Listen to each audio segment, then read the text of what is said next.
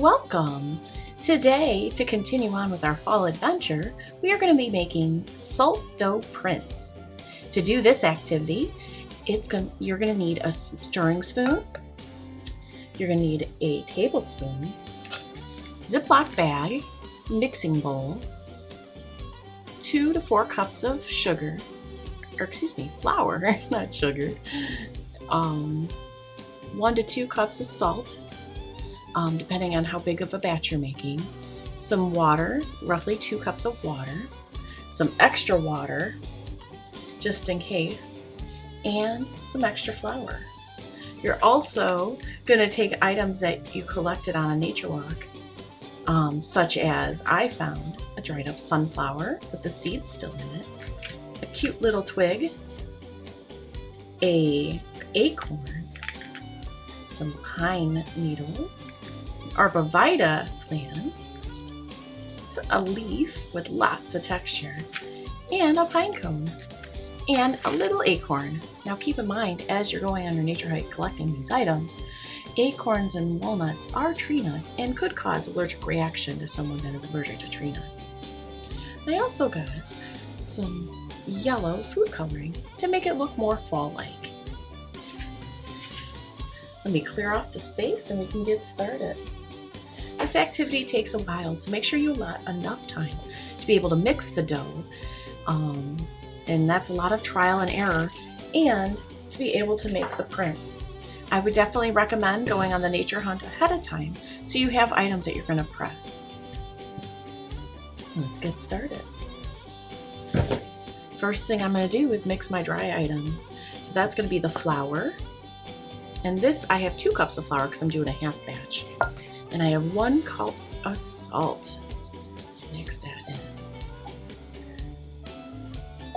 Put that aside. Now, I have some, like I said before, extra flour just in case. I also have extra water just in case, and this is where the teaspoon comes in. You don't want to add too much water because it'll become sticky. And if it becomes sticky, then you add more flour, and it's just going back and forth until you find that right space. And now that I have the dry goods, I'm going to add a bunch of food coloring. That it can absorb in. And I have 2 cups of water. I'm going to start out with about 1 cup of water first. And start stirring. You never know. Sometimes you need more water, sometimes you need less. And I'm going to start stirring, mixing, and stirring and mixing.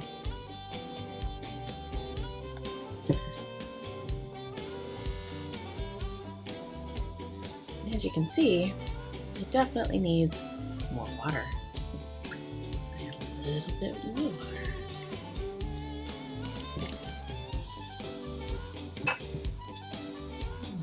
And stir some more. And you're just going to keep on going back and forth until you get the right consistency. And at some point, you're going to have to take this out and you're going to have to mix it with your hands. And we're getting pretty close to that part right now where we want to do that, because you need to knead it and make sure that it is dough consistency and not batter consistency. We're not making brownies, we're making a dough.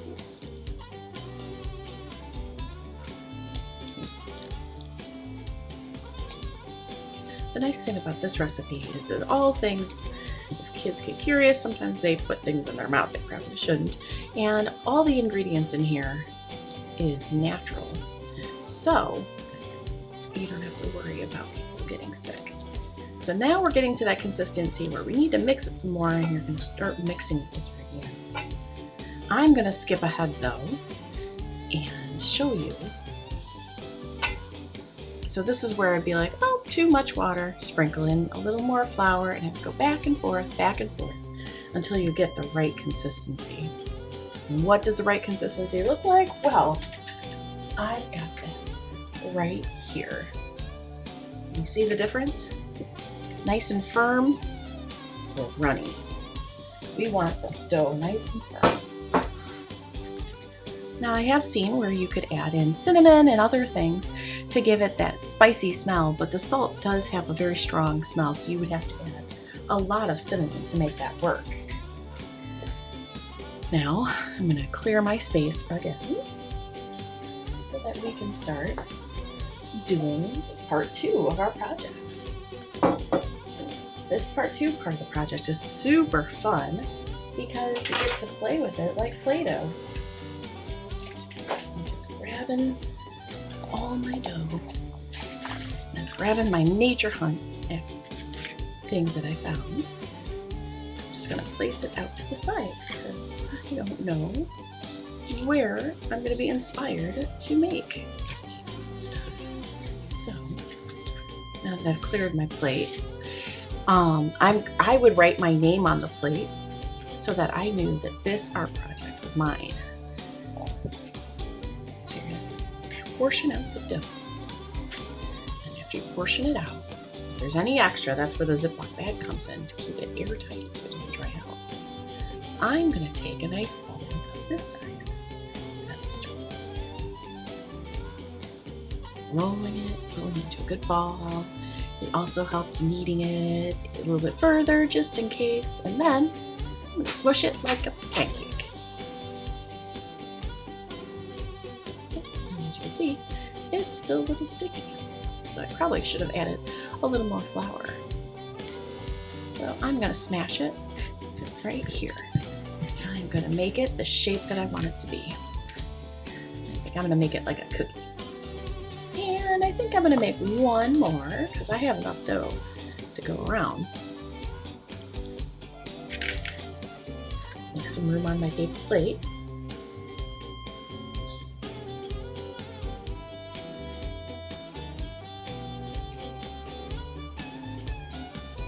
Now this one I did add a little bit of cinnamon to, so you can see the little granules in there. It gives it a nice little fall texture too, and it altered the color just a smidge too. Give it more of a rustic looking color.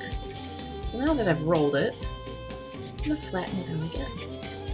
And these 2 prints are mine. So now I have to decide what am I going to use. Really do love this pine cone. So I'm going to push in the pine cone, pull it out.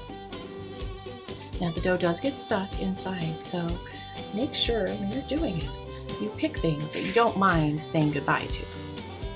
I also think I like my little twig. Put a little twig in there. And maybe the acorn. So it has a really nice texture too. And that's one print. Now, let's see. It's really cool texture from this sunflower and all the seeds. Now I'm gonna make a little brush. Oh, that does happen. Something like that happens. No worries. Just scoop it up. Yeah, that's the cool thing about doing science experiments. If something doesn't work, just roll it back up and try again. There we go. Smush it down. So that didn't work. You know what might work? These awesome pine needles. So I'm going to press these in. Ooh, and that made a wonderful texture. And you know what? I think I need to get my fall leaf in there too. So I'm just going to stack up some of my layers. And peel them away. And this acorn is really neat. So I'm going to do it like that. And I like the texture of the acorn, so I'm going to do it like that. And there you go. And now I have my fun fall prints. There's a couple things you can do with this. Next, you're definitely going to let it dry. And it takes a few days to dry. So it's a good thing, like I said, to put your name on the plate or whatever surface you're using to make it on. And put it somewhere where it can air dry. Once it air dries, you can add paint and paint it if you didn't want to add coloring into the dough. And that would make it look lovely too. I've seen also, sometimes people make a little hole at the top. And I think I'm going to do that too. And you can tie on some ribbon And you can hang it on a tree or hang it up and it becomes a beautiful piece of artwork. Well, that's all we have today for this activity. See you at the next adventure.